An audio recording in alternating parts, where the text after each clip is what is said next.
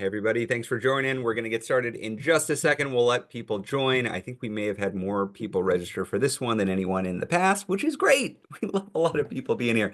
If you're just joining, if this is your first time here, you might not know that you can introduce yourself. Actually, folks, it looks like for Lori and Jules on our team, I think that the text, the message system isn't up. Can we open that up to everyone so folks other than hosts and panelists can add to it?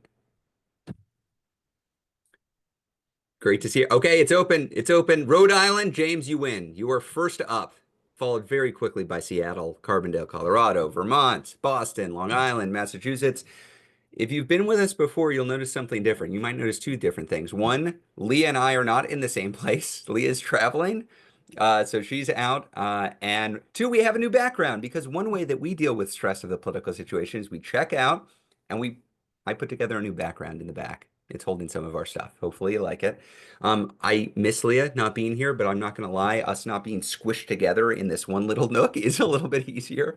Thank you all for joining. Please let us know where you're coming from. I'm going to give people another maybe 1 minute to join. We've got about 4,000 people already on. We got a lot of questions in. We're going to be answering a lot of questions, talking about the political news of the day. But welcome, welcome, welcome. We need you in this fight against creeping authoritarians and the creeps who are foisting it upon us. And while we're giving it a second, I'm just going to shout out Indivisible Change Begins With Me, who is the creator of the delightful little cactus that is above Ezra's head emblazoned with Oh, Indivisible. yeah. They made these as fundraising for a fundraising effort this year. Don't drop it. Oh, I almost dropped it. Okay, good. And they're amazing. So, just want to shout them out for gifting us with that amazing cactus. Really, the chat's still going. I hope so. If you've never been here before, this is normally how this goes, which is you just get a sense of how nationwide this movement is. There are really people everywhere. You might be feeling alone. You might be you've looked at the news over the last week and thought, "Oh my gosh, what can I do? Oh, there's this call. I guess I'll join." Great, welcome. You have found your community. There are people in rural areas. There are people in urban areas. There are people in red states. There are people in blue states. Everywhere in between. The work we're doing depends on all of us. There's a role for you. There's something you can do. And we're hoping that this is not just a fun and welcoming environment, but an empowering one where you can actually learn what you can do that's productive. Love to see the emojis. We look at the emojis and we're like, oh, good, this is really resonating. So I appreciate that. That's a good way to provide immediate feedback. We want this to be as interactive as possible. So we'll talk at you for a minute, but mostly we want this to be back and forth. Oh, thanks for all the emojis. It's really sweet. Okay, why don't we get started? Why don't we get started? Like I said, people are going to be coming in. We got maybe 4,500 people or so on right now. Welcome everybody. You are joining a mass movement call at a time that I would describe as a wave. And that's a good thing. That's a really good thing because throughout history, there has been no solution to creeping authoritarianism other than all of us. Mass, broad-based organizing from people all over the country from all walks of life. That's what we need. If you are here, great. You are part of this fight for our constitutional republic. You are joining this fight at an opportune moment. Like I said, you might have heard me say this in past meetings. If you've joined us, we had more local indivisible groups, and that is our unit of activism, the local group. It is the beating heart of the movement. More local indivisible groups joined in November of last year than any month since 2017. We then beat the November number in December. We beat the December number in January. In February, we didn't just beat the January number in February. We beat the combined total of new indivisible groups in November, December, and January in February. It is March 20th. We are on track to beat the February number of new indivisible groups in March right now. In the last week, just the last week, more than 100 new local indivisible groups have formed all over the country. In the last week, y'all. My God, it's incredible. Let me just call out a few. I can't name all 100 of them, then we wouldn't be able to get to the questions. Indivisible Butler, Pennsylvania, if you're in the house, welcome. Indivisible Action, Southwest Florida, welcome. Indivisible Corning, Elmira, this is just south of Ithaca. Love to have you here. Indivisible Corning, Elmira. Indivisible Jackson, Tennessee, welcome to the movement. I found out that song, I'm Going to Jackson. Hot debate about whether that's Jackson, Mississippi or Jackson, Tennessee. But welcome to the movement regardless. Indivisible rocks Resistance, Roxborough, Colorado. That's just south of Denver. If you go in the other direction away from Denver, in between Denver and Boulder, you'll find Superior Indivisible in Superior, Colorado. Indivisible Espanola in New Mexico. That's right outside of Santa Fe. I could go on and on and on. I could go on and on and on. There are folks who are raising their hand in this moment, and they're figuring out how to get organized, and that is what we need. That is the solution. So thank you. Thank you for being here. We hope that you find a welcoming community wherever you are organizing. We hope that you are finding new people come into your life. And if you're brand new, maybe we should do some intros real quickly. It's been a bit. You wanna introduce yourself? Sure. I'm Leah. I'm co-executive director with of Invisible with Ezra. We are married, which we always want to make sure to clarify before we make references to our personal lives. My professional background was mostly working on human trafficking policy and advocacy, with a brief period early in my career working on Capitol Hill for a member of Congress named Tom Perriello, who represented a very purple area of Virginia, or a very red area of Virginia. Um, but I made a big pivot in 2016, like a lot of people, when Donald Trump was elected, and I realized in order to fight human trafficking, in order to do work on all of the stuff I cared about, I had to focus on working on how to build the power to get the policies that we want in this country. And so that's why I'm here with you. Great. And just briefly, I'm Ezra. I am best known as Leah's spouse. My start was doing anti-poverty work in the Bay Area. I'm from rural Texas originally. I started working on homelessness issues and poverty issues. Worked for a member of Congress. Don't hold that against me. Great guy, Lloyd Doggett, still in Congress. Then worked as an anti-poverty advocate for several years when Trump won. And Leah and I wrote this Indivisible guide, and shockingly, people read it. Unsurprisingly, people pointed out to us all the typos in the guide, but inspiringly, people then started forming Indivisible groups all over the country. And we've been trying to work with local Indivisible groups ever since to fight for our democracy. That's why I'm here. Leah, do you want to cover a little bit about this call, why we do these, basic logistics of it, and then we'll get into some of the lay of the land before we do Q&A? Sure. We are doing these calls because an impossible amount of news is coming at us, and we like to have a space every week where we sort through it, we make sense of it, we take input and get feedback from folks about what they are seeing on the ground, and we understand what the most pressing questions are that are coming up across the movement. So we're going to have an opening set of comments from me and Ezra talking about some of the stuff that's moving, but we're mostly Q&A, some live and some that were submitted in advance. If you've got a question that you want us to answer, please use the question function Q&A feature. We have also added a cool new feature that allows you to upvote the questions that you want answered. So if you've got stuff you want answered, vote for those, because we're going to be answering some of the top questions, and we want to make sure that we get to the things that you care about. Now, we're gonna post links in the chat, so we will follow up with any links from across Indivisible resources if you missed them here. It's going to be recorded. It will be sent out to everyone who registered, so you can watch it again. You can check all the links, etc. We're going to keep doing these as long as people are finding them useful. Since they are growing, it seems like people find them useful. So here we are. And then one quick programming note. Times are hard and times are scary. And a lot of us are going through both, personal and political, deep turmoil and trauma. That's very real. And also, we want to keep the chat as constructive and as supportive and as collaborative as we can. We are a nationwide movement. We are not always going to agree on strategy. We're not always going to agree on tactics, but we can disagree in a way that's rooted in the fact that we are all one team and we are all in this fight together. That's right. That's the plan. And I just would underline that cool voting feature. We used to try to sort through all the questions, and we'd have to use judgment on the fly. I vastly prefer to just respond to the will of the people here. We want to actually answer the questions that are there. So if you want to vote for a hard-hitting question, great, vote for it. If you want to vote for a different question, that's fine. We're going to go through both questions that came in ahead of time and then just go through the top voted questions. So that's the best place to go. I see we already have a couple hundred votes for a top question, so we'll get into that soon. I think we're going to make the intro lay of the land pretty quick this time because we've got just so many questions to cover.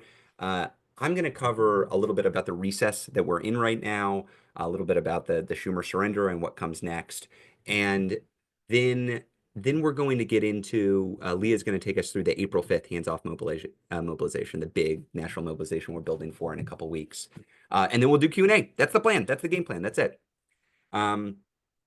People are asking, how do you vote for questions? If you actually just click the Q&A button in the very bottom of your screen in Zoom, you can then click the thumbs up vote. We've got about 300 votes for the top question right now, and we'll just go through.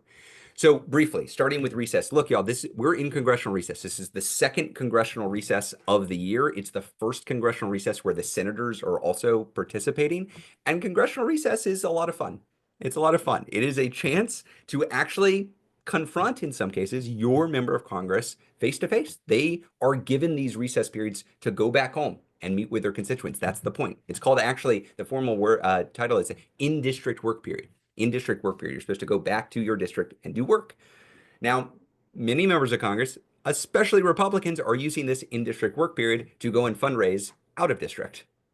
They can do that. They are now hiding from their constituents. And in response, I don't know if you all are tracking this. It is pretty incredible. We have had somewhere between 150 and 200 locally led missing member or empty chair town halls where local constituents, many of them indivisible groups, have reserved a room, invited friends and family members, invited local media, invited other elected officials, invited the Republican who is hiding from them. And when they're not there, what do they have? I've seen a lot of funny things. I've seen people dressed up in chicken costumes. I've seen an empty chair representing the member. I saw one thing I just saw in Texas. It was Van Dyne. It was folks with a little mask on a stick that they all had it in front of their face of their member of Congress who was hiding. Really creative stuff. The point here is, look, the Republicans understand they look bad for backing Doge, for backing Musk, for backing Trump. Project 2025 ain't popular. And Republicans don't want to be associated with that. And they know if they show up in public, they're going to be criticized for it. So what do? We've talked about this in recent weeks. We've got to innovate our tactics. We've got to figure out a way to say, okay, you can hide from us, but you can't hide from accountability. Other constituents are going to find out that you are in hiding, that you're not just an extremist backing Doge, you're also a coward. That's what we're doing right now. And we're doing it all over the country. In Democratic districts and in states, what I'm seeing is a lot of indivisible members show up at public town halls because a lot of Democrats are showing up right now. And we'll get to it, but the Democrats in the House who just voted the right way on the Republican CR, they're getting a lot of thank yous. They're also getting a lot of encouragement from you all to actually fight back, to not just take the right votes, but to actually lead in this moment. That's important. That's important. We should be showing them that we're putting in the effort to push the Republicans, to hold them accountable, and we should be encouraging them to do the same. And that's what this needs to look like. And the fact that it's happening in such great numbers all around the country right now is inspiring, and it's having an impact. It's having an impact. It's changing the vibes of what's possible on Capitol Hill. Okay, with all that said, the other thing I want to cover is the Schumer surrender, which really took us, I'm going to say it took us by surprise. I am surprised with how it went down. It is not how I expected it to go down. For weeks leading up to the March 14th funding deadline, Indivisible had been pushing a pretty simple strategy. And it was based on this recognition that this funding deadline, March 14th, was the single biggest point of leverage that congressional Democrats would have all year. And that's for a really simple reason. This was a must-pass piece of legislation that required 60 votes in the Senate to pass. 60 votes. The reconciliation bill, the budget bill that's going to move forward later in the year, only requires 50 votes. They're going to do horrible things in that bill, but it only requires 50 votes. This funding bill required 60, which meant at minimum 7 Democrats from the Senate were going to have to join. Now, for those who've been on this call, you know that I have been willing to be critical of Hakeem Jeffries plenty of times. I've given quotes to the press. We have pushed him directly and behind the scenes. We've wanted to see him lead. He did his job. He really did. There was an open question when this came up in the House whether Democrats would break, whether there would be dozens of House Democrats who voted for the Republican bill. It didn't happen. Hakeem Jeffries essentially unified the entirety of his caucus. One member in Maine, Jared Golden, voted with the Republicans, but he essentially did everything we would have asked him to do. And that's hard to do in the House. That is an ideologically diverse caucus. From the most conservative member to the most progressive member, they were unified. We're not going to give a blank check to Elon Musk. If Republicans want to shut down the government over that blank check, fine, they can do it, but we're not going to give in to them. And we celebrated them. We absolutely did, and we are still celebrating them. We need to celebrate them. We need to show them that we have their back. Now, because the House is a majoritarian institution, The Republicans were able to unify themselves and pass that funding bill on their own. But the fact that the Democrats unified meant that we had a chance. The fight was set up in the Senate. This was now a partisan fight, one where Republican votes alone wouldn't be enough in the Senate. We could say, look, in the Senate, we're unified. We're not going to give in to hostage takers. We're not going to give a blank check to Musk. We want to keep the government open. Let's keep it open for a few weeks. Let's start negotiations again. Let's do that. But we're not going to just vote for a MAGA bill that increases funding for ICE, that increases funding for the military, that gives Democrats nothing because they weren't part of the negotiation process to create this bill, that gives Musk more ability to influence what's going on, even more so than what he has now. That was the plan. And it's in fact what Schumer himself said he was going to do. He said, the votes aren't there. Democrats are not going to vote for this CR. This is the Republican bill. That's what he said. Then he went dark. He went quiet. He stopped communicating. And within 24 hours, he announced not only were the Democrats going to provide the votes, he was going to provide one of those votes. The leader of the Democrats in the Senate said, I'm going to help pass this Republican bill.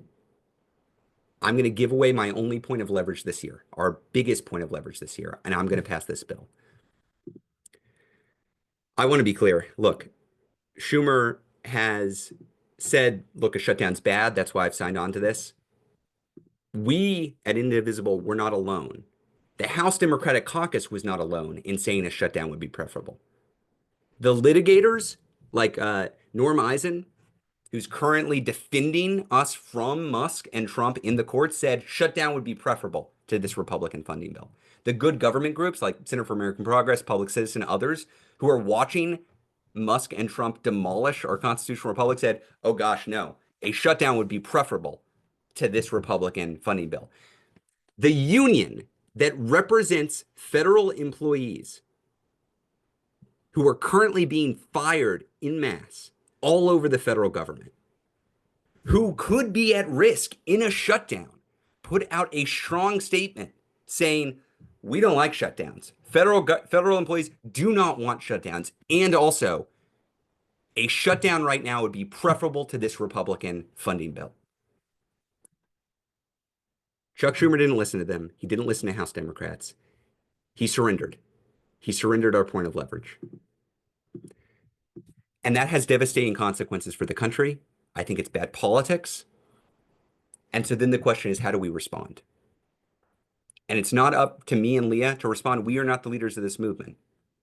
There are 1,600 local Indivisible groups all over the country, and we take that really seriously. If you're not in an Indivisible group yet, I would recommend it. If you can't find one, I would recommend starting one. Not only is it a good way to aggregate your own power, it's a good way to aggregate our power nationwide. And so periodically, we bring Indivisible group leaders together to provide input on big strategic questions. And that's what we did on Saturday after Schumer surrendered on Friday. And we took a vote. We asked these group leaders from blue states and red states and purple states, should Indivisible National call on Chuck Schumer to step down from Senate leadership? And I'll be honest, I made my argument, but it was open to the groups for what to do. And it was not a close vote. 91%, 91% of Indivisible leaders who were at that meeting, about 1,300 of them, voted for us to come out and call for Chuck Schumer to resign. So with no personal animosity and out of respect, I called Schumer after that meeting and I told him what the decision was. And then we released the call to the public. Where does this go now? What happens next? Schumer's fate isn't in his own hands. There are a few voices that matter right now. One, other big groups that have constituencies that move people, actual people out in the country. They matter. Let's be honest, donors matter right now. That's how the system works. But the third, and I think this is the most important, the grassroots matter. And the grassroots matter not just because Chuck Schumer cares what the grassroots is doing. No, no, no, no. The grassroots matter because the grassroots can move Democratic electeds. And Democratic electeds are ultimately going to be the one that bring a leadership change. We've seen this happen already. Delia Ramirez and Glenn Ivey, two representatives, Democratic representatives in the House, attended town halls this week in which they were point blank asked, do you believe Chuck Schumer should step down from Senate leadership? And in response to that question, they both said yes. And in response to them saying yes, the crowd cheered because Chuck Schumer has a 22% approval rating in this country. He is deeply unpopular, arguably the least popular political figure at the national level in this country. And there is a huge demand among rank and file Democrats for real leadership. So if we want new leadership, we've got to demand it. I don't know what's going to happen next. And we can get into questions about the logistics of how this goes down. But what I'm really proud about is Indivisible standing up in this moment and saying, we need a leader who recognizes this is a constitutional crisis and leads like it's a constitutional crisis, not one who says it's not a constitutional crisis yet. For now, we're going to roll over and play dead. Okay, Leah, I think I've covered enough on that. I want to focus on what we're going to do, not who's let us down, but what we're going to do. Can you talk about April 5th and what comes next? Yes, I can. I do want to talk about it in terms of the journey that we have been on over the last couple of months as a movement, though, because I think it's important for folks to understand why April 5th and what we're doing, right? So I think we can all acknowledge that a lot of folks were thrown for a loop when Trump was elected. That very narrow plurality that he got, a lot of people, particularly people in like elite institutions all over the press, the college presidents, the business world, they all treated it like it was this mandate for what he was going to come in and do. And Donald Trump walked in and he took that credit and he just ran with it, right? He has been taking a chainsaw to our federal government, to our Constitution, to the basic stuff that makes this country America. And he's been claiming that he's got the mandate to do this. And what we have been doing over the last couple of months is systematically constructing the narrative, like the demonstration that he doesn't have the mandate. That started with some amazing folks around the country in town halls in February, folks who were going out and talking to the only Republicans who were having town halls, which were folks in very red areas, and saying, what the hell is happening? What are you doing? And creating this understanding that there was backlash happening against Donald Trump, against Elon Musk, against Doge, even in the reddest corners of the country. That was the first step. The next step, of course, as Ezra noted, is Republicans have gone into hiding, and we are the folks who are coming out into the public. We are talking to their constituents because they are not willing to do it. And we're sending a really important message there, right? Because if your ideas are popular and you have a mandate for change, you are not scared of your own voters. You do not hide from your constituents. We are the ones who are out there who are unafraid and organizing and showing up in public because our ideas are popular, because when people hear what we have to say, they want that, not them. The next step is the big show of strength. And that's what April 5th is about. So April 5th is the moment when we're coming together across issues, across areas, across communities all over the country. And we're saying hands off. And hands off, I want to note, is a message that is about everything that is happening, right? It's hands off Medicaid, hands off our democracy, hands off Social Security, hands off our environment, hands off veterans benefits.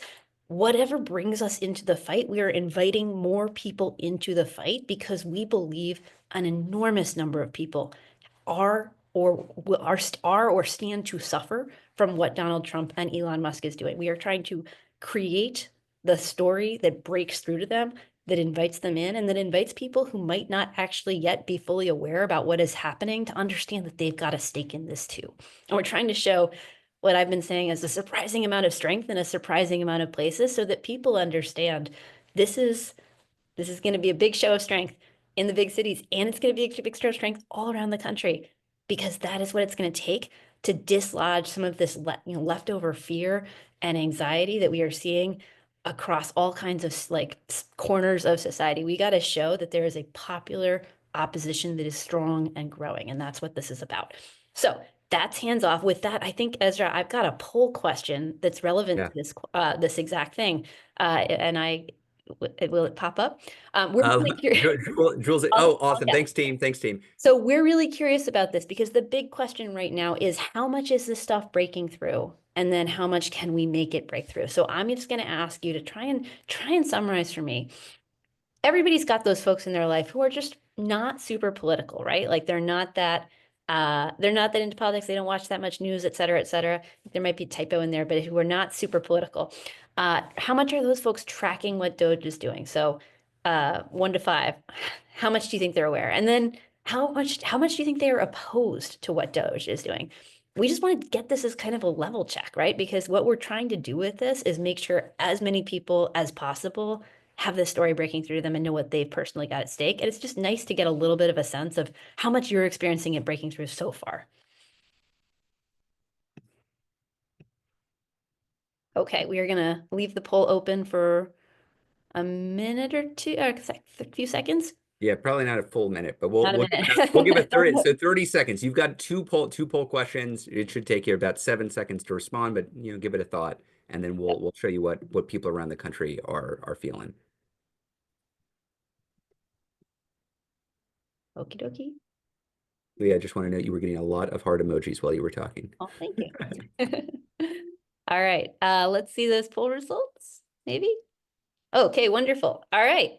Great. Okay, so this is what we're trying to do here, right? So Yeah, what we're seeing is some people know what's going on. Some people are hearing it, like fives and fours is about 30%. But the most common answer is three, which is the medium answer, like, yeah, man, I don't know, not that much. And then a lot of people are still in the 2 and 1 bucket. And the people who, and this I think is important, the people who yeah. do know what's going on really don't like it, right? And so we got to move a lot more people into the know what's going on so that they can know that they really don't like it. And that's what we're going to do. That's what we're organizing. We want to have a big tent. We want to bring as many folks in. We want this to be, if this is the first time that somebody's come to the protest, we want it to feel like it's for them. That's what we're doing. And we're partnering with a ton of people. Okay. So we're working with many of your favorite organizations, with Move On, with Working Families Party, with Public Citizen, with a bunch of our friends in the labor movement, with Planned Parenthood, with League of Conservation Voters, HRC. I'm not going to name everyone successfully. We're also working with the 5051 folks. We've been coordinating with the National 5051 and they've been working with some of their own folks. We're trying to bring together the biggest show of strength we can. I know that a lot of you are trying to work directly together. That is great. We really want to encourage everyone who is throwing into this fight to work together. We are going to be stronger together if we can collectively throw in this moment. So we're really excited, and I'm sure there'll be some questions in the chat, but we think this is going to be big. Excellent. Thanks, Leah. I'm really excited for this. And let's move forward. Okay, we've got about 30 minutes, maybe a little bit more for questions. And we got some that came in earlier before this call, but most of what we're going to do is just go through what you're voting for. That's the plan. So if you haven't voted yet, or if you haven't submitted a question yet, please submit it there. And we'll start with Karen's question. It's the top voted question with 454 votes. Rachel Maddow showed a Zoom survey of Michigan voters who voted for Trump in 2024. They were all sorry they did, stating fear, regret, and wondering how he can be stopped. How do we reach those people and educate them on what they can do to stop this? GOP reps ignore Dems, calling them, we must get Republican voters to speak up. Leah? Absolutely. So what I would say, I mean, first of all, like I said, part of the hands-off theory is that we're going to try to get a show of strength that really breaks through what is at stake for people and invites them in, right? Because we're trying to say collectively, the government, Donald Trump needs to back off what he is doing. He needs to stop harming our communities. He needs to stop harming our Constitution, our democracy. That's a message that we can pull people in on. So I would say first, throw in on your local action. Second, I think this is a great place for where Indivisible can come in, right? Because I would not necessarily recommend a partisan outreach, but I think that you can reach those people in your own community, right? And I know that there are Michigan Indivisible groups who actively are trying to do that right there in Michigan, but each of us lives in a community that is going to have some of those folks who are starting to question whether they made the right choice. Not all of us, I want to stress, not everyone has to do that outreach. If you're like temperamentally, I am not the right person. I've got too much personally at stake. I am suffering. Like I'm not in the place to do that. I get it. And also, somebody's got to do it, right? Because we got to get bigger. We got to pull in people who we lost. We got to pull in people who didn't vote with that who didn't bother to vote in 2024. We got to do that as much as possible by welcoming them into the coalition. I want to make it clear. I'm not talking about like the mega hardcore scary people. Like those folks, they're not coming anytime soon. That's a generational effort to try to get them back. But to the extent that we're talking about some folks who they just weren't happy with how things were going, they were frustrated, they wanted to change, they made a bad decision. We want to invite those folks in. Great. Next top question, then I'm going to go to a couple that came in ahead of time. How are you so sure Schumer was wrong in his assessment that Trump and Musk would have loved a shutdown and that it would have speeded up their destruction of government? Great question. Good question. I take that one. Sure. I covered this some, but I think it would be good. Yeah, good to get into it. So I think, first of all, I think you can have a good, like, I think that this was a good faith assessment by Schumer. Nobody is questioning whether he thought that this was the thing to do. Um, I also think that regardless of whether you think this was the right outcome, nobody can defend the process by which we got here. It is absolutely bananas that this was the only point in the entire, the year that was a guaranteed moment where Democrats knew that 60 votes were going to be needed. And we went into this week without any meaningful plan for how to deploy that leverage.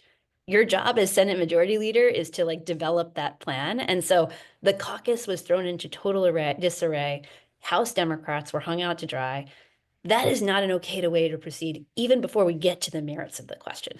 So on the merits of the question, the reason that I'm really sure about that is that if Donald Trump wanted a shutdown, Donald Trump could have arranged to get a shutdown. They could have sent forward a MAGA CR that was 6 times as bad that Democrats would have been forced to reject and gone into like Donald Trump had control over this process and was able to weigh in at a various number of points. And if they had the real assessment that they would be able to do better by doing that, they would have done it. What they made an assessment was Democrats are weak and they're not organized. And if we do this, this is the maximum that we can get that they will swallow. Like that was the assessment, and they were right. And that should make all of us pretty bad. The eye-opening thing for me was this Chris Hayes interview. I don't know if y'all were watching 2 days ago. Chris Hayes gave an interview of Chuck Schumer, and it was a long-form interview. And I was on afterwards, and I was watching the interview in real time, and I was surprised, and I felt it was quite educational because up until this point, I've truly been baffled why Chuck Schumer hasn't been pursuing more aggressive strategies and tactics. Why did he allow the Lake and Riley bill, the MAGA immigration bill, to get through? Why did he not whip votes against nominees? Why has he not used unanimous consent agreements to slow down the Senate? Like, why? He's a smart guy. He's a good operator. Why isn't he using the tools available to him? This is a crisis. The Democrats campaigned on Trump being Mussolini and him being an existential threat to democracy. Obviously, they should be fighting back with everything they've got. What's the explanation? And we got it in that Chris Hayes interview. That's when I finally understood. And the answer was this. Chris Hayes asked him directly, "Do you believe this is a constitutional crisis?" And Schumer said very clearly, no.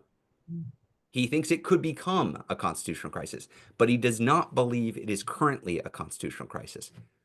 I think that's all the answer we need, honestly, because all of our strategic and tactical disagreements with Democratic leadership flow from this difference in what we think reality is.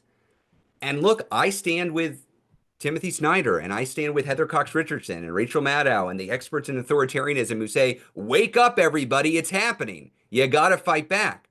And I respect Chuck Schumer, but I think he is far out of step with rank and file Democrats all over the country who do believe this is a crisis.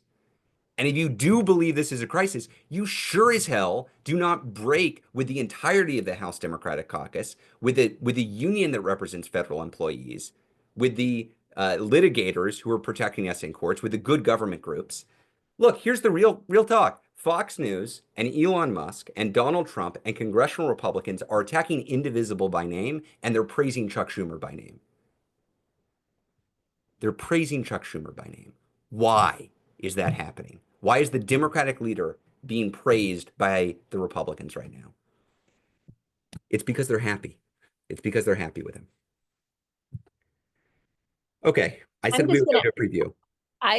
I do just want to add one more thing on that, because I think the other piece of this that we really see is like there's being one of the de facto leaders of the Democratic Party, which is what you are if you are the Senate Minority Leader while we're out of power.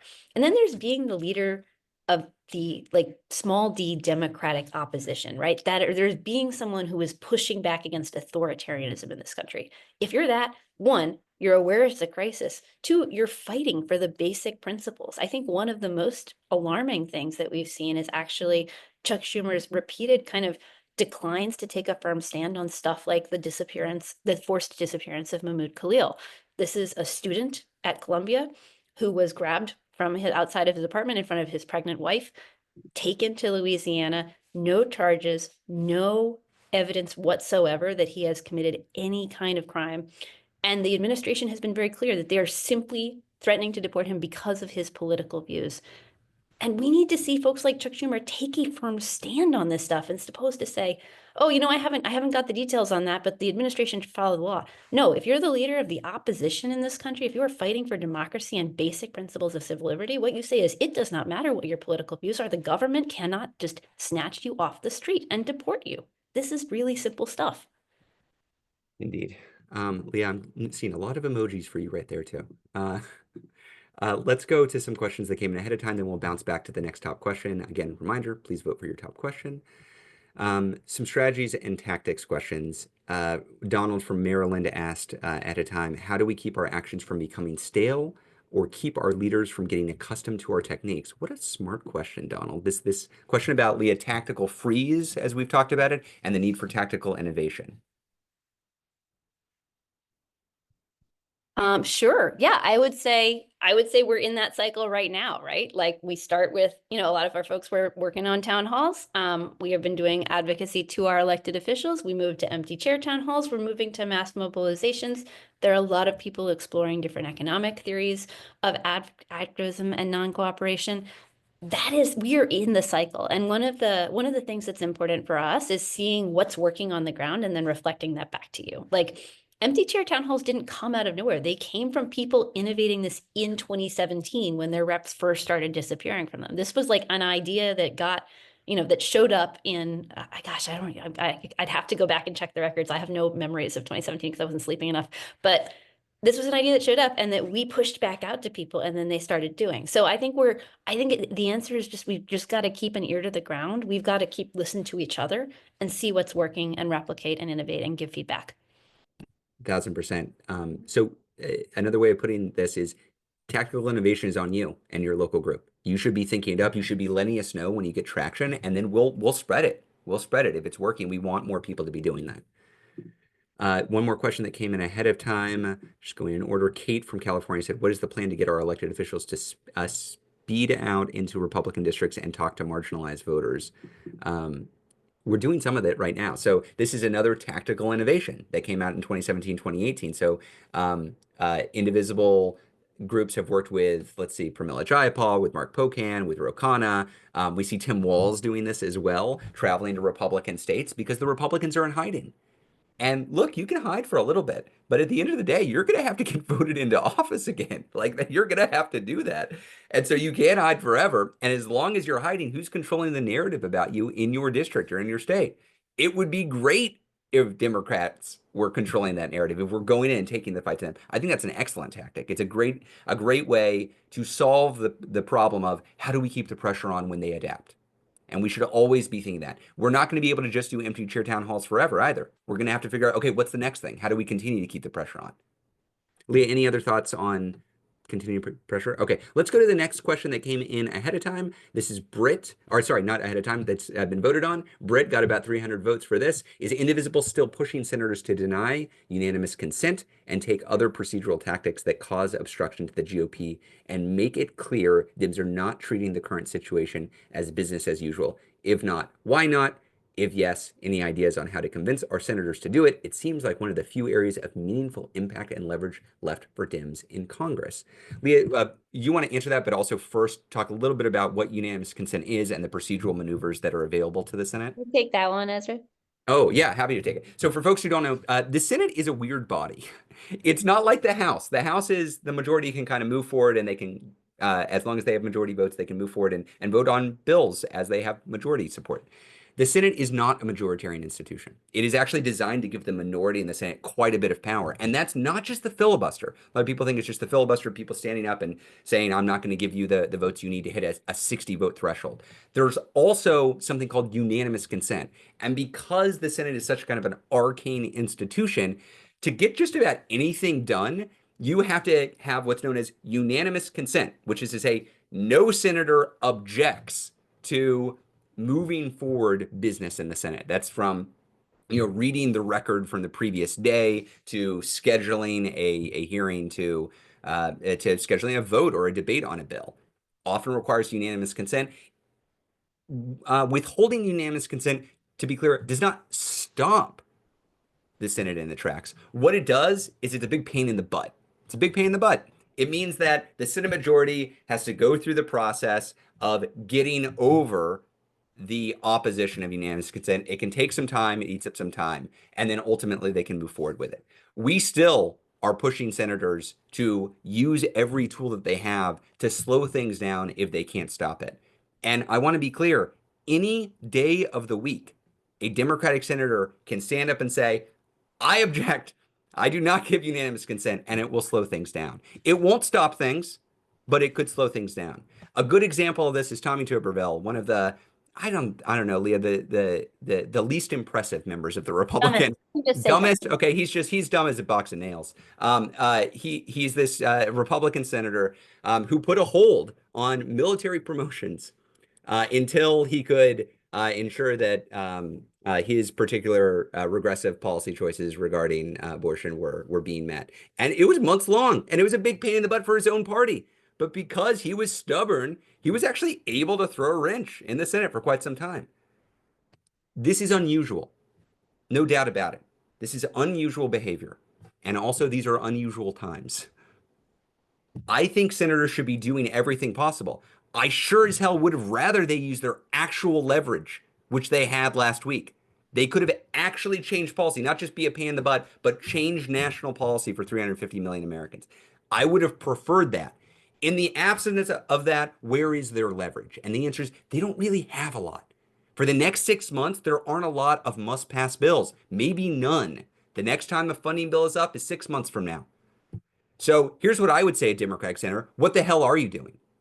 Show me what leadership looks like. Give me something to rally around. Don't make me tell you how the Senate rules work. That is a reasonable request. They get paid to know how the Senate works. I'll say unanimous consent. Fine. If you don't want to do unanimous consent, tell me what you're doing. Don't tell me you have no power. I know you have power, and I know you've refused to use it. Sorry, I get very frustrated with this. So yes, by all means, call your senator and tell them to use those tools or tell them what tools they're using. Leah, because I just got on my soapbox, I think you should take the next couple. Okay, we're going to take the next one from Tammy. Uh, it says, will Indivisible push campaign congressional Democrats, senators, representatives to form ASAP a people's shadow cabinet? Okay, this is a shadow cabinet question. This is a long question, but for folks who haven't covered this, Timothy Snyder, who I respect the hell out of as an expert in authoritarianism, has been proposing that there be some sort of shadow cabinet, basically to respond and drive the message about here's what Doge is doing, here's what Trump is doing, here's what this department is doing, and create spokespeople that can actually drive the message. Leah, do you want to respond to the basic idea? Yeah, absolutely. So top line, I would say we think it's a good idea. We think it's one of a number of different things that Democrats could do, like and would need to coordinate in order to successfully get hold of the messaging right now.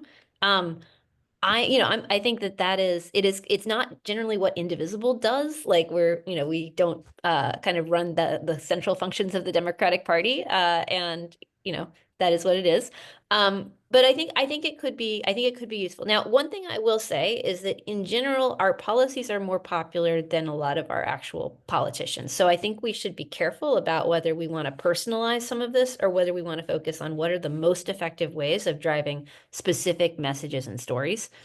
But I think it's one of a lot of, I would like to just simply see more innovation on the comms front, because what's pretty clear is that the current Democratic messaging strategy is not breaking through. Yeah. Donde asks, next top voted question with 250 votes. Before taking collective action, humans need social proof that other people also want what they want. Good insight. What are some ways we can encourage people to visibly signal their resistance against fascism in real life, in our neighborhoods, towns, and workspaces or workplaces, places that aren't visibly progressive or assumed to be capitulating? Leah, thoughts there? I think this is one of those places where I hesitate to be like, this is the symbol and everybody ought to use it, because I really do believe that some of this stuff is going to evolve from people trying things and them catching on, and then those of us here watching and seeing them and scaling them out. And so, but what I would say is people should be trying things. Yeah. Stickers, signs, yard signs, make your own. You can do that. Or buy one. You can do that. Like bumper stickers. the kinds of stuff that just creates a general sense that it's everywhere. Your social media platforms, right? Like, are you regularly sharing how you feel and what is going on? And particularly thinking about what are the most compelling stories about what is happening to your own social network to make them understand that this is real and it's all happening now. I would, Leah, this is sorry, why are you laughing? I'm thinking you shot down a stupid idea of mine. I've Oh, been reading a book about the wide awake movement, which for folks who don't know, it was a movement in the 1850s that was pushing the Republican Party to become more aggressively abolitionist and to fight back the way the then Democratic Party was. And their big symbol was capes. Capes with an I, saying that they were wide awake. And it was a big social movement. And so I said, Leah, we should get capes. And she said, Ezra, that's dumb. So, there are going to be some I'm bad not ideas out convinced there. about the capes, but if you want to try it, go for it, you know? But I'm seeing ideas in the chat that upside down American flag is one that's come up a lot and has been in the national parks protests. Yeah, there's like there are okay, the chat is now talking about capes, but there were great ideas in that. That's great. Okay. Richie has the next question. Is there a possibility of ousting Schumer as Senate Minority Leader? No senators have publicly called for him to step down yet. And Leah, I've been covered. Do you Yeah. mind if I take this? I've been talking with Andrew and our team about the logistics of how this works. I just want to spell out the details of how this works because the Senate procedure is opaque and it's unclear exactly how it works. So just to say, how do you change a Senate Minority Leader? How does it work? Here is how it works.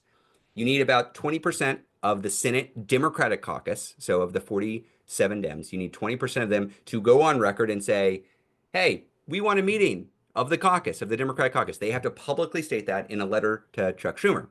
And the agenda for that meeting is we would like to change leadership. Kind of an awkward meeting, but that's what they have to do. We need about 10 to go public.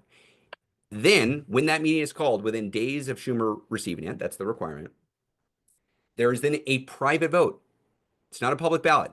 Everybody does not go on the record. There's a private vote.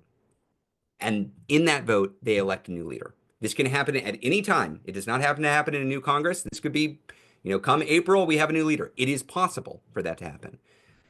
Thus far, what we have heard from Democratic senators is a lot of criticism of Schumer, but nobody overtly saying Schumer should step down. I want to be clear. That's not surprising. That's not how this is going to go down. The first voices are not going to be lots of US Democratic senators saying Schumer should step down. What you're going to hear is a lot of grumbling behind the scenes. You're going to see a lot of opaque quotes, and you're going to see a lot of House members and other folks on the outside say Schumer should step down. There's going to be a drumbeat. It's going to build. The momentum is going to be there, and eventually the dam is going to break.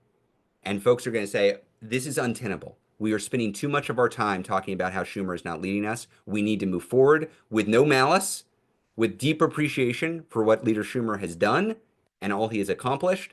We've got to move forward as a unified party. And so the time has come. That is how this ultimately will go down. I don't know if it's going to happen this month. I don't know if it's going to happen this year.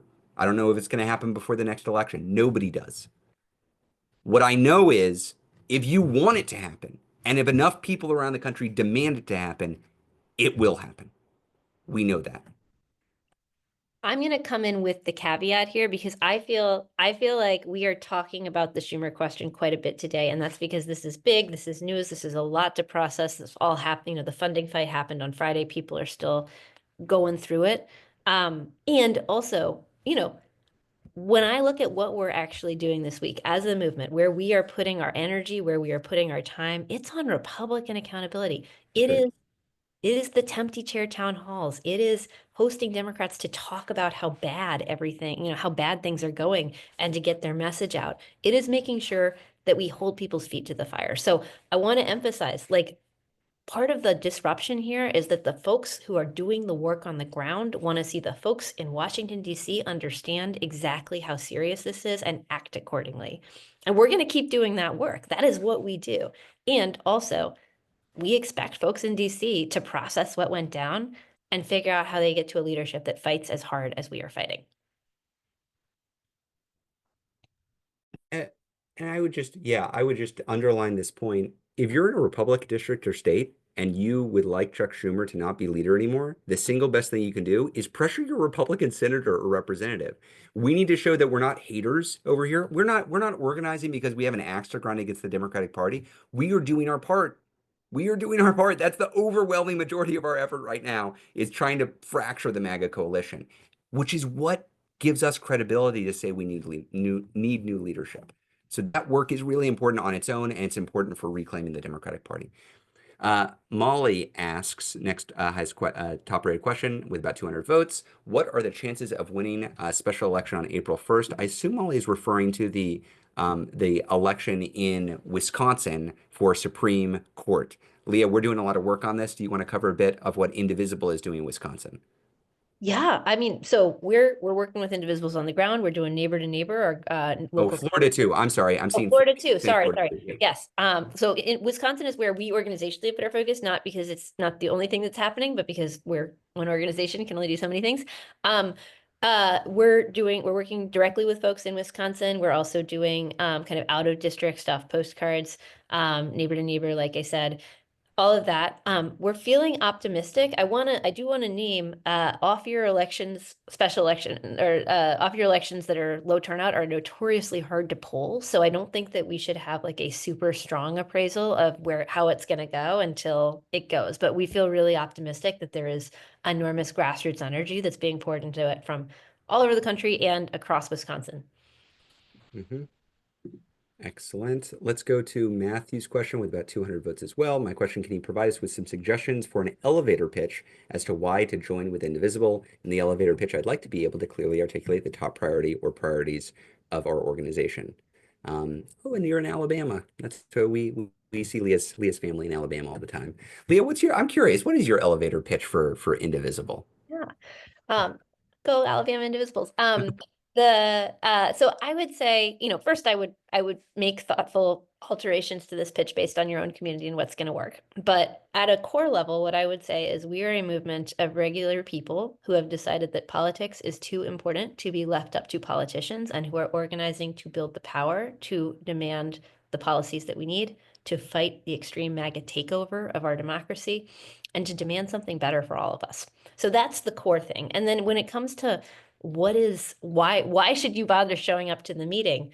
If you're in a blue dot in a dark red sea, a lot of people they're, like say you're in an 80-20 area, that 20%, those folks might want some community. They might want people who feel the same way. They might be, throwing stuff at their TV at night or at their phone and need to get out and talk to some new people who feel the same way. And so I would say it's that twin marriage of we're going to take action together. The action is going to have meaning. It's going to be important. And we're also going to build ties. We're going to create community. We're going to have a space for people who feel the same way to hold each other up as we go through a pretty dark time.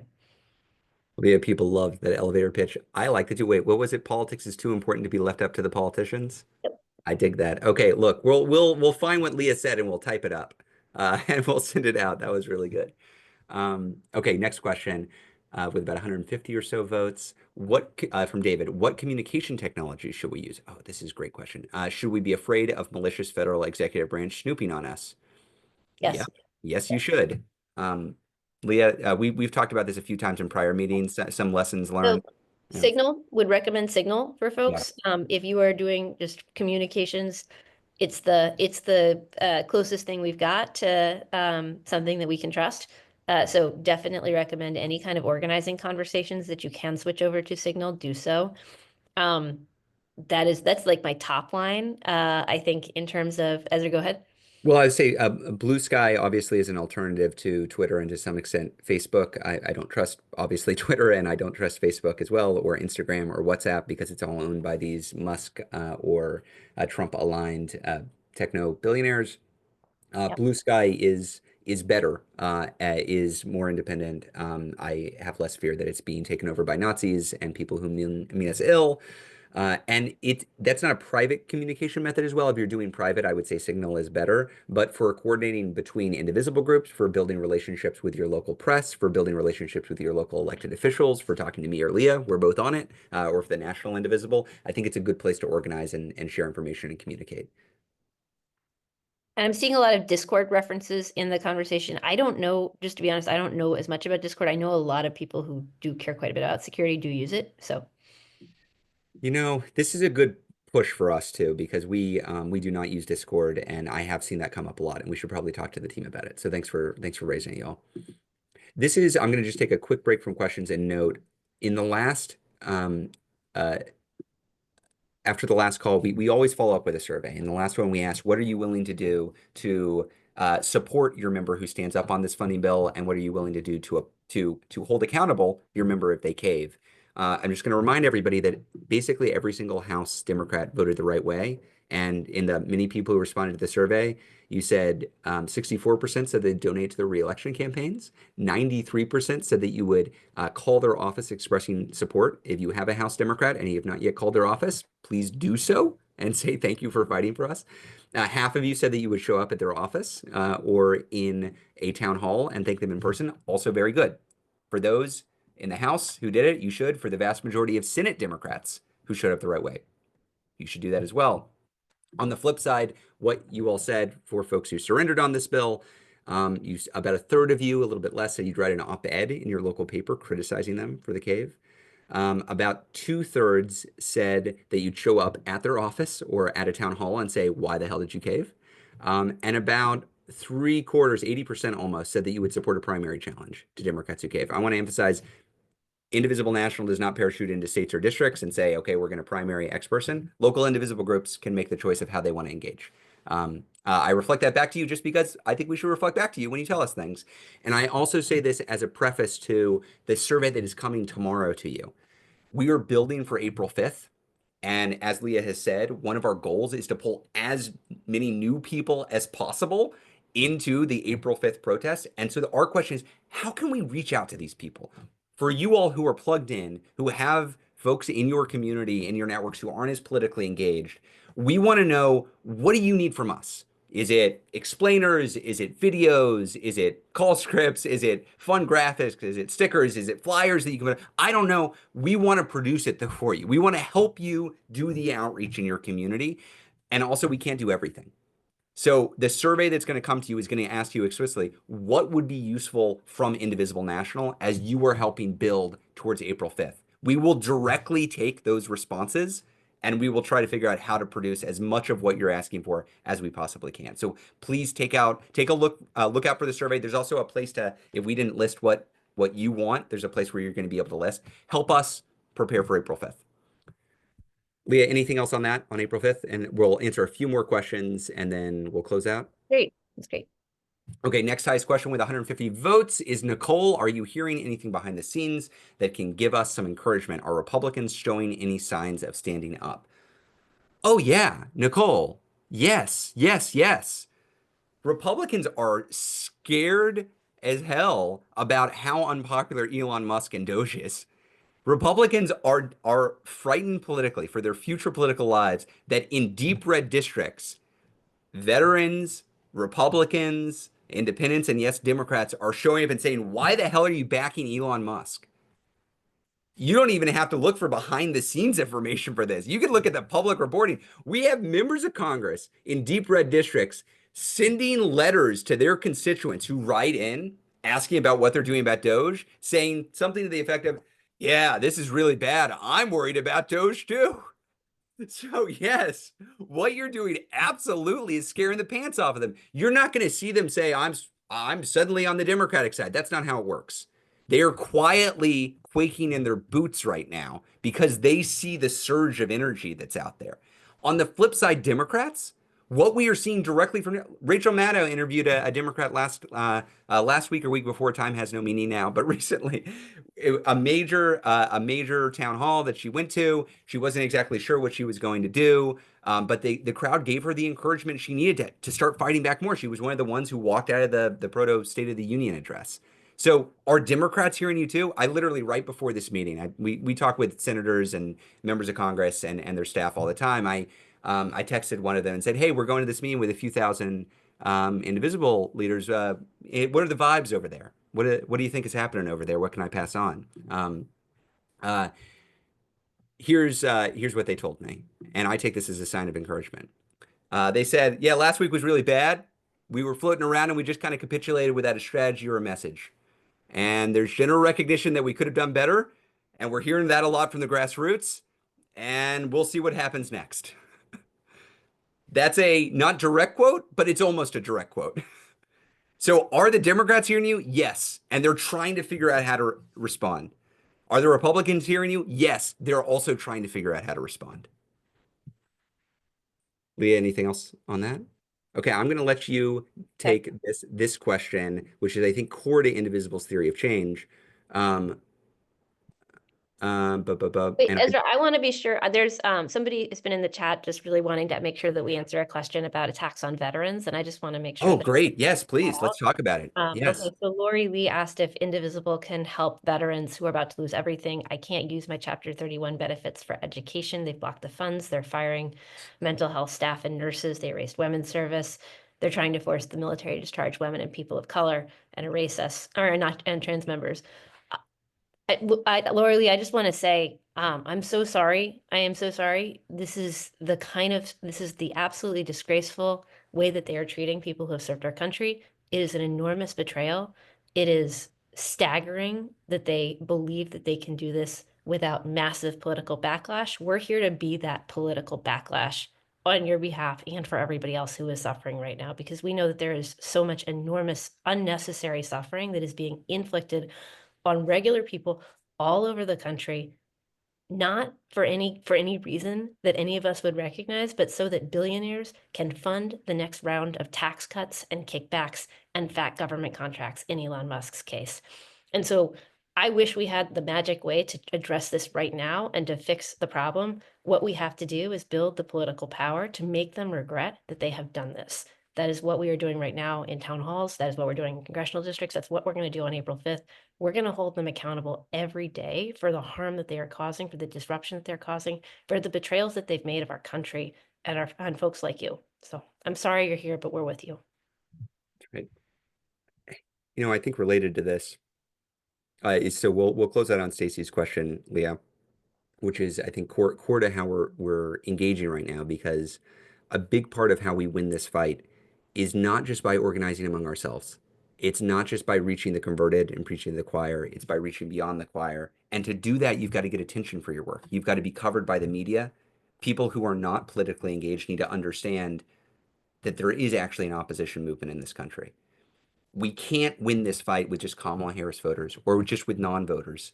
We actually need Trump voters too, who voted for Trump because they wanted lower prices of eggs and bread and instead are getting Project 2025.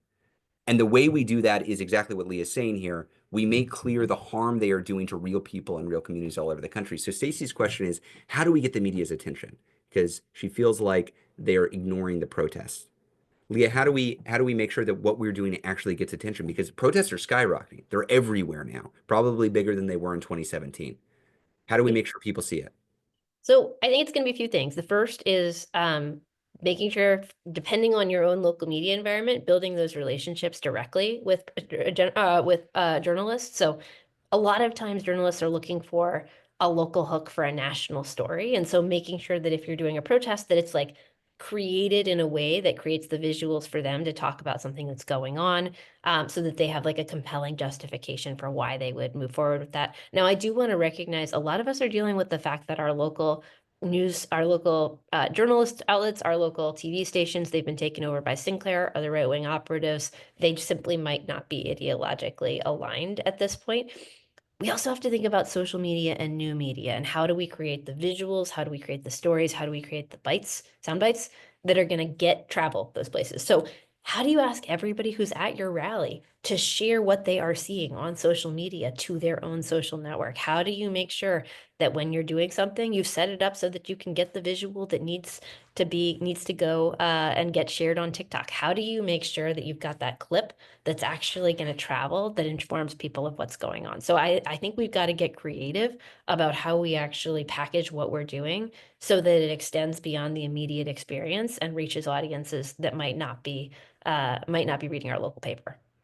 Can I just plus one to everything Leah said? Two things that I want to note. One thing that Indivisible National does a lot of is we take all the videos and stories and pictures that you all send us, and we send it out into the world. We send it to, yes, mainstream media, but we're also sending it to influencers and new media as well. So if you are doing things in the real world, wherever it is, get it to us so we can distribute it out. We want to get you coverage. That is a big part of it.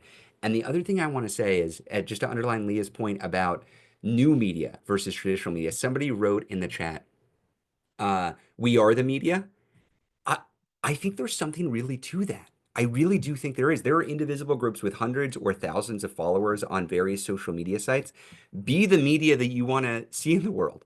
You are a source of information. You are a source of analysis. You are a source of news for folks around the country. Build your own group up as that source. You might be reaching dozens of people or hundreds of people or thousands of people, but if all of us collectively reach out into the ecosystem that way, we're going to be more credible voices than some random talking head based in New York or in DC. You are actually based in the community. You have credibility that others do not have.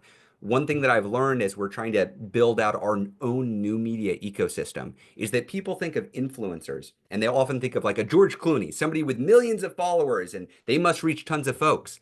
But actually, the most impactful influencers are known as micro influencers. They have a few hundred or a few thousand followers, and they're vastly more trusted.